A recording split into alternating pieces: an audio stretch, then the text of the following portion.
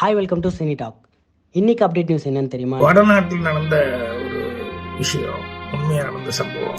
நம்மளுடைய நடிகர் பாக்கியராஜ் அவருடைய எக்ஸ் தளத்தில் நெஞ்சம் பொறுக்குவதில்லை என்னும் தலைப்பில் அவர் ஒரு வீடியோ வெளியிட்டு இருக்காரு. எதுக்கு அவர் இப்படி ஒரு வீடியோ வெளியிட்டு இருக்காருன்னு உங்களுக்கு தெரியுமா?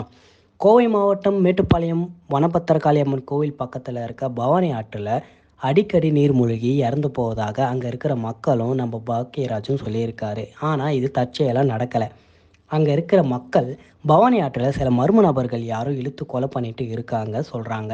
அது மட்டும் இல்லாமல் அவங்களுடைய உடலை தேடுவதற்கு பணம் கேட்குறாங்க சொல்லியிருக்காரு நடிகர் பாக்கியராஜ்.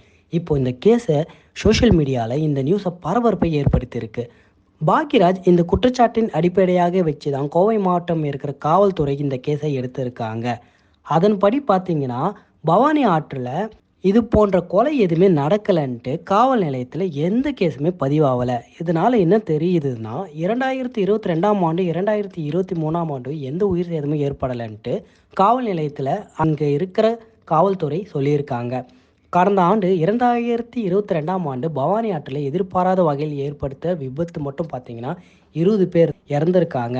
அதுக்கப்புறமா அதை 10 காவலர்களை வச்சிருக்கேன்னு சொல்லிட்டு அங்கே இருக்கிற காவல் உதவி ஆய்வாளர் தலைமையில் மேட்டுப்பாளையம் உயிர்காக்கும் காவல் படையின்ட்டு கடந்த ஆண்டு பிப்ரவரி மாதம் உருவாக்கப்பட்டது என்று அங்கே இருக்கிற மக்களும் சரி, அங்கே இருக்கிற போலீஸ் ஸ்டேஷன் தலைமையில் இருக்க எல்லாருமே சரி சொல்கிறாங்க. இப்போது பவானி ஆற்றில் யாருமே உயிர் இழந்ததாக கேஸ் வரலன்ட்டு சொல்லியிருக்காங்க. 2023 6 பேராக இருந்தாங்க. இப்போ 2024 இப்போ வரைக்குமே யாருக்குமே உயிர் இழப்பு ஏற்படலை. இந்த கேஸை பற்றி நீங்கள் என்ன நினைக்கிறீங்களோ உங்களோட பதிலை கமெண்ட்டில் வந்து சொல்லுங்கள். Subscribe to Cine Talkies for more videos.